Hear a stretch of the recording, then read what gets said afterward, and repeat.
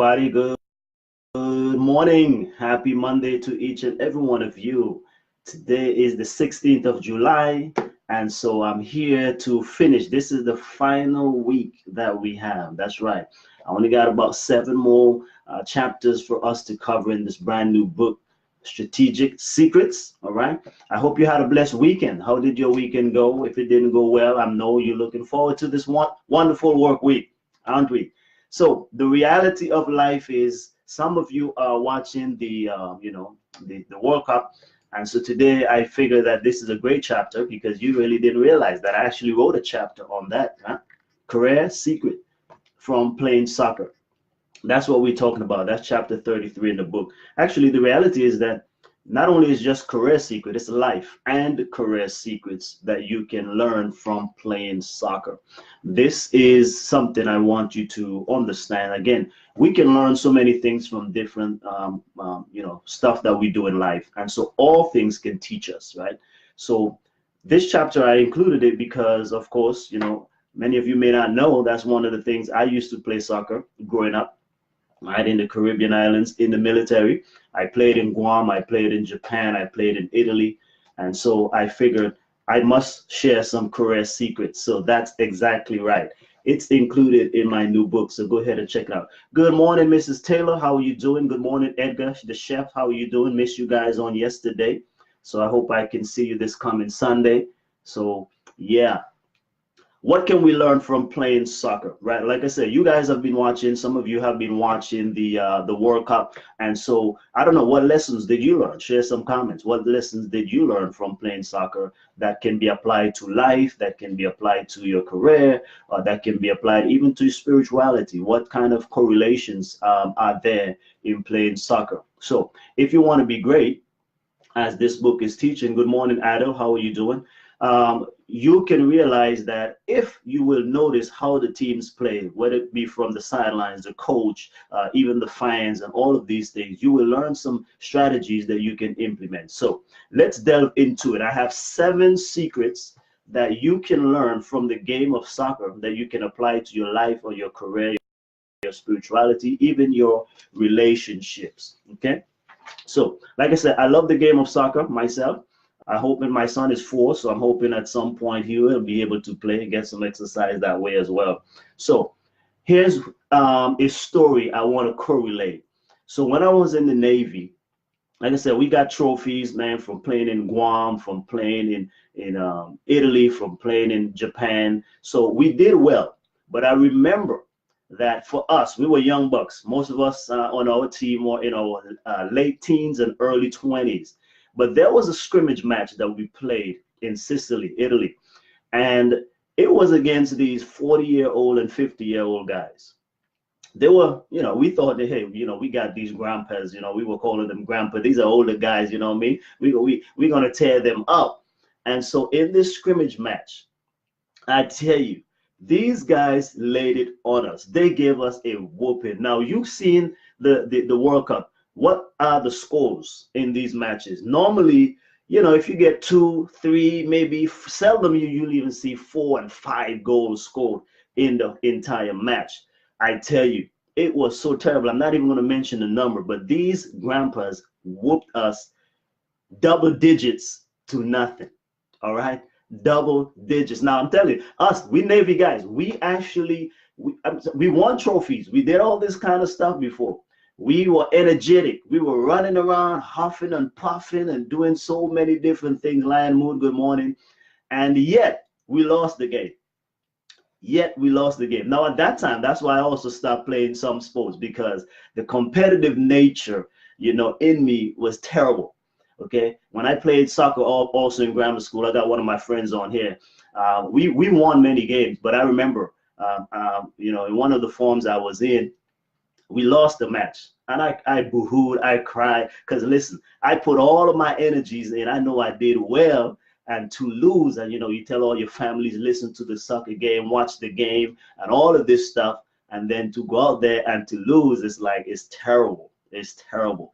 But I want you to realize that there are some life lessons in the same way that if we don't apply them, we will also lose in the game of life. So here are 7 things I learned from that soccer match, playing with these grandpas who actually we thought we should have won, but they gave us a spanking. Like they really like we were their kids. That's how bad it was.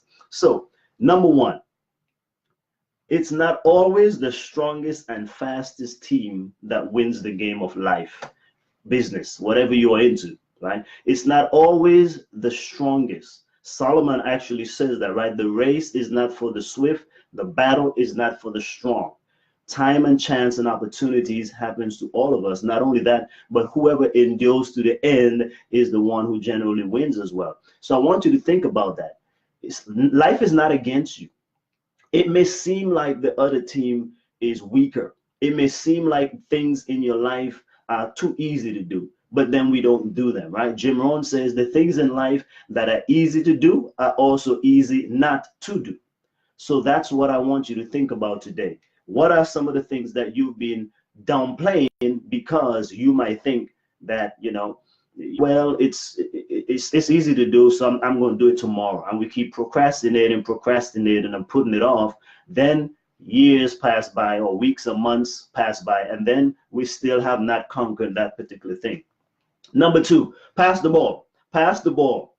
The longer you keep the ball in your court, the less advantage you have over the next team. So pass the ball. How can we apply this? The longer you hold on to your gifts and talents, the less the world will be able to have to experience what God has given to you.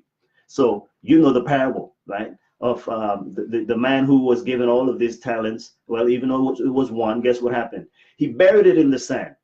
So he held on to his gift while the others, they passed their gifts. I mean, in other words, they shared it. They shared it, and then it wasn't able to multiply to them. So in life, you have to pass the ball. And so that's one of the things with our team. The reason why we were losing the match is not because we really, we thought we were good, actually. That's what it was. So because we were young and full of pride, what happened is we kept the ball and we want to do all the fancy plays. And so we weren't passing. But the reality, that's why these older guys, they were running circles. They were doing circles around us because they passed the ball. As soon as they got it, bam, bam, bam. It was never too long with any one person. But when we got it, man, we got to do all the fancy stuff. And that's why we lost the game as well. Good morning, Dr. Cooper. How are you doing? So today, if you just came on, we are sharing again career and life secrets from playing soccer. That's our chapter for today. So I've just went over 2 points. The first one is it's not always the strongest and fastest teams that win. Number 2 is pass the ball. And number 3, 3 and 4 kind of goes together. Your success is in your simplicity. Don't think that everything must be fancy or embellished. Simple is better than complex. Make it simple and keep it simple. Okay, I'll give you number 4 and then I'll comment on both of them. Number 4 is kind of similar. If you're doing it hard, you're doing it wrong. If you're huffing and puffing, you're soon going to get tired. So pause, right, and ask yourself, why is it so hard? Now, life is challenging, no doubt. But things that are consistently hard, there is something wrong, because simplicity wins the game every time. One of my favorite authors have a quotation that says, your success is in your simplicity. As soon as you depart from it, your strength and your power is gone. So that's what happened. Those guys in Italy, when we were playing them, their strategy was very simple. That's why they won. They were strategic. While we were trying to embellish and do fancy move and trying to do all this, you've seen them, right? Dally around, and do all these nice moves. They simply, hey, they passed the ball. They did their long shots. They did not try to even get all the way up to the goalkeeper and do some crazy stuff. No, they were passing the ball. And I'm telling you, we lost that game not just by a few points, but terribly. There's no way in soccer that you can lose double digits. So that always remains with me up to this day as a life lesson, that don't try to make it so fancy. The other thing I learned is from the military about it not being so hard, right? My supervisor always used to tell us, listen, guys, if you're doing it hard, you're doing it wrong. It's not supposed to be hard, because when we teach you the strategies, there's a SOP, standard operating procedures. If you follow the procedures, it's going to turn out okay. That's why we put them in a standard operating procedures, because it simplifies the process. One of the issues is on our workplaces, employees don't understand the process because it seems to be complicated to them. And therefore, they cannot implement successfully because it seems too hard for them. So how can you simplify what you are doing? Your spiritual life. Some people like to say, I'm praying hard, I'm praying hard. I understand what people are saying, but that doesn't make sense in my mind either, because it's not like we twist in the arms of God, like you got to pray so hard, like God can't even hear you. God can even hear your thoughts. So the reality of the matter is, if you're praying hard and nothing is happening, there's nothing wrong with God. The problem is with us and the way we are praying. Don't try to pray to get God's attention. The reality is God already has given us his attention. So sometimes you have to look at how you're doing things and restructure, be more strategic. If you get a simpler process, a simpler system, then you will be able to be successful. Those who are going to be going back to school, right? That was one of the things. You get through certain grades in a certain way. And then, you know, once you get to advanced levels, your doctoral studies, perhaps graduate school, listen, you might not be able to study the same way that you did in undergrad. You might not be able to study the same way you did in high school. You got to be more strategic. So in high school, you probably could have gotten by easy, but now you might need to get a tutor. You might need to do something else, right? Take some extra online classes. Some people now are taking summer classes because that's what's required. That's simplifying the process and being a little more strategic. Good morning, Dorothy. Let's go through these other ones. Play good defense. As they say, most successes definitely are won in offensive mood, but good defense also wins the game. So this is true in life, in business, in relationships, academics, and sports. So yeah, we have to be offensive. We have to be go-getters and so forth, but we also have to play good defense. In other words, for example, like we said, many of us, we chase success, we do these things, but also defensively, we lose the home court advantage. What am I saying? I can be chasing success and I lose my family. I can be chasing success and I lose my health. I can be chasing money and end up doing foolish things that cause me to actually have to now waste my money in regaining certain things, right? So also, I see it happen all the time. People are doing so many things in life, you don't have any financial resources. It means, therefore, you are playing offensive because you do have to get it, but the reality is, defensively, you are not taking care of business as well. So that team in Italy that spanked us terribly, they played both offense and they played good defense. We, as the young folks, we were just go-getters. So our main strategy was offensive and trying to be fancy. So that's why we lost, because we only had one simple strategy. Is we were like, let's attack, let's go. You get the ball, you go forward. We were not, you know, passing to each other. We were not doing those things. And like we said, to be beaten in soccer with double digits is terrible. So don't hold me on that. We did win some games, though, so don't get me wrong. I'm just sharing you some life lessons, even from your losses, because now, you see, they even make it into my book. So therefore, it means that everything can teach us something. The last two is, don't be fooled by the appearance of the other team. This is something we need to learn. So apply the strategies of the game regardless of how other people are playing. Many of us, this is applied in two ways. We think on one end the grass is greener on the other side. So therefore, we wish we could be like the other people. Listen, God has gifted you in a certain way. Your calling, your ministry, your mission in life, your vision is different than other people.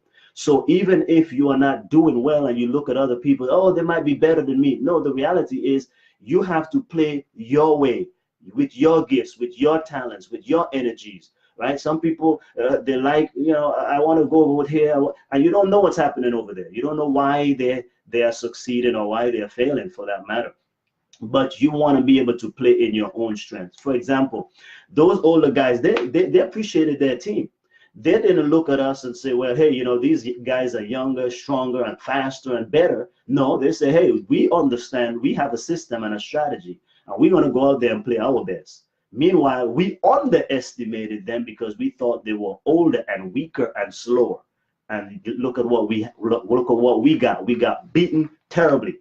That leads to point number 7, which is, as we all know, a pride goes before a fall.